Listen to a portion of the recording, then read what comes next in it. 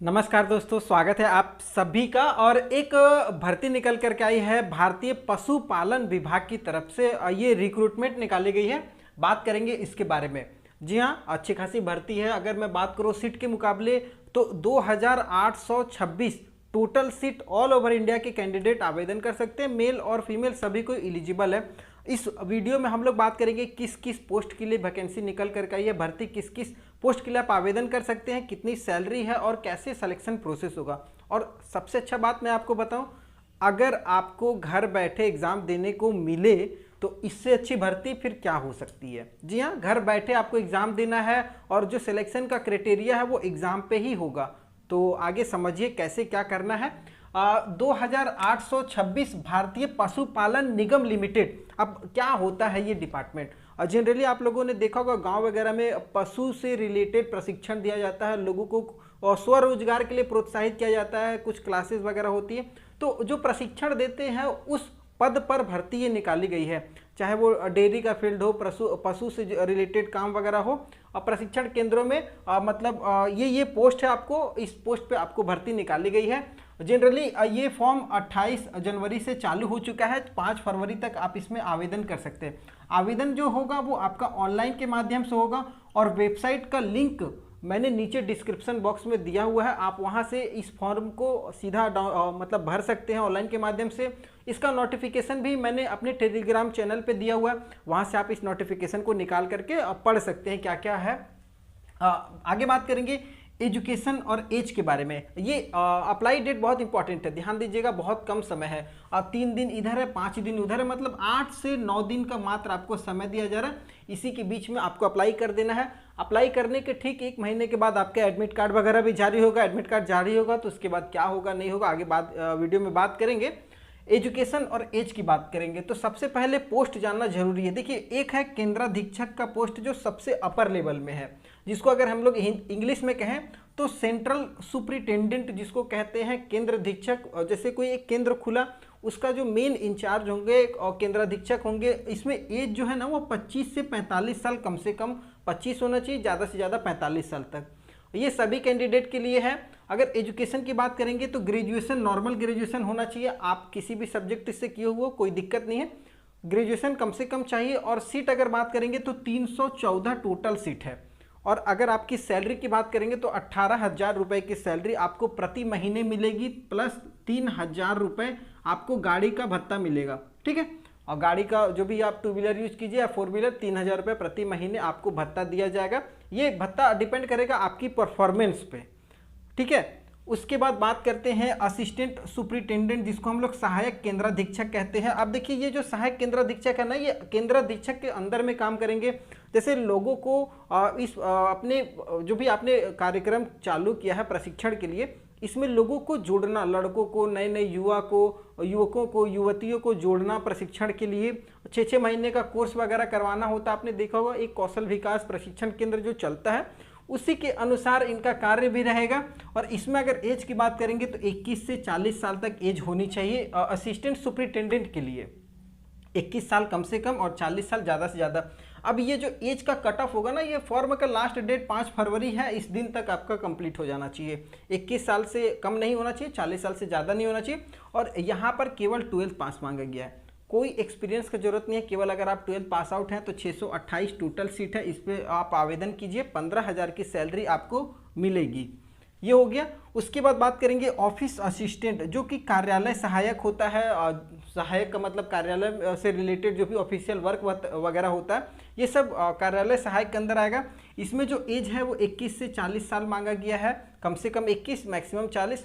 12th के साथ साथ आपके पास थोड़ा मोड़ा कंप्यूटर का टाइपिंग होना चाहिए, क्योंकि आपका ऑफिशियल वर्क होगा। तो मान लीजिए डाटा वगैरह एंट्री करना, जो भी लड़के आ रहे हैं उनका डाटा कंप्यूटर में डालते रहना, ये सब सारी चीज़ें करनी होगी। तो 12th कम से कम है, किसी भी सब्जेक्ट से हो।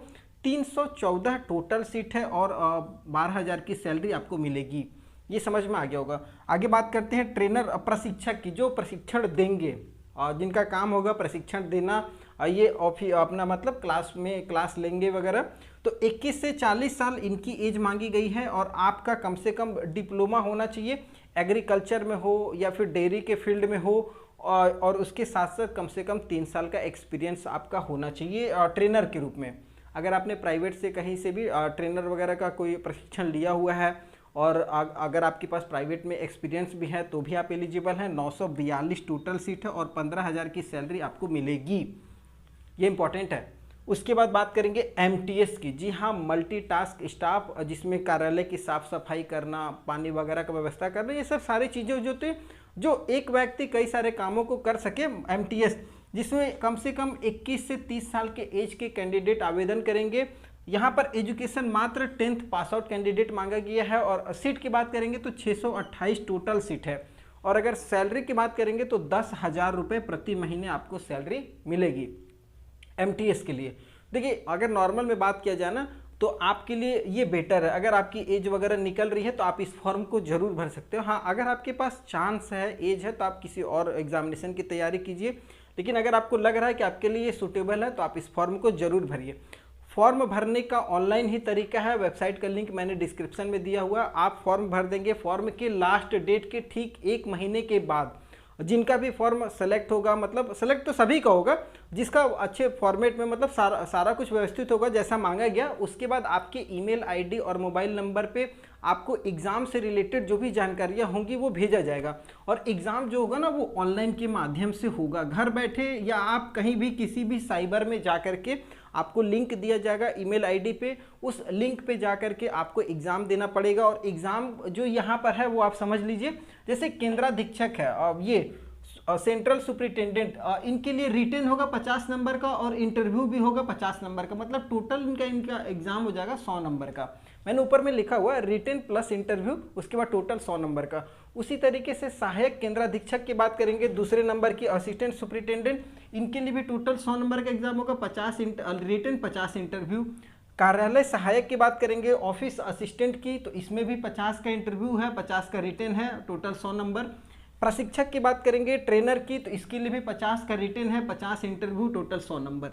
लेकिन एमटीएस वालों की बात करेंगे तो एमटीएस के लिए रिटन एग्जाम नहीं है। जी हाँ, एमटीएस वालों के लिए रिटन एग्जाम नहीं है, केवल इनका इंटरव्यू लिया जाएगा 50 नंबर का। तो यहाँ पर ये टोटल हो जाएगा 50 नंबर, समझ में आ गया होगा। और अब थोड़ा सा समझिएगा, जैसे आपका पहले तो रिटन एग्जाम होगा, उसके बाद ही इंटरव्यू होगा।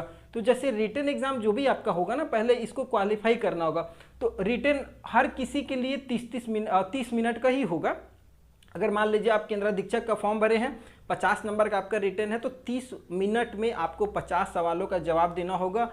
ऑब्जेक्टिव टाइप से पेपर होगा, मतलब आपको हिंदी या इंग्लिश दोनों लैंग्वेज में पेपर मिलेगा और कोई नेगेटिव मार्किंग नहीं है, ये सबसे अच्छा है। और सभी के लिए जो सिलेबस है ना वो सेम रखा गया।